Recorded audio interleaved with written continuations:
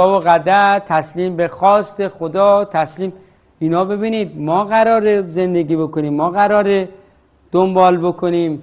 میگن تسلیم در برابر مشیت الهی. مشیت الهی یعنی این که میگم یعنی چی؟ اونا میگن یعنی این که اون هر چی برات میخواد بگو چشم. آیا خداوند برای ما همه چیز رو خواسته؟ یعنی الان داریم نتیجه رو میگیریم دیگه، بحث مشیت الهی و سرنوشت و تقدیر و همه اینا رو پاسخ دادیم برای اینه که بگیم بابا نه، موضوع چیز دیگه ایه. موضوع اینجاست که ما به این اعتراف برسیم که به جایی نرسد کس به توانایی خیش الا تو چراغ رحمتش داری پیش. میگیم خب من دیگه تواناییمو تو مسئله زمینی 100% توانایی من مطرحه تو مسئله زمینی، اما تو مسئله بالا خیر. اینجا تسلیم، شاهد بودن و من خودم رو به تو سپردن. همون شد. میخوایم خودمون رو بسپاریم. این مفهوم اسلام و مسلمانی و تسلیم و اینهاست. و میگه ان الدین عند الله اسلام، تنها مرام نزد او مرام تسلیم شدنه. درست شد یا نه؟ خب تنها مرام یعنی غیر از این مرام انتخاب کنی پاسخی نداره.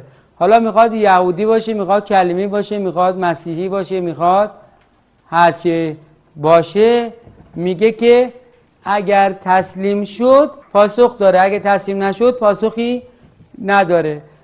درست شد یا نه؟ حالا این آیه اگر یک جور دیگه معنی بشه اون وقت یک تضادی پیش میاد، چون در قرآن میخونیم لا اکراه فی الدین.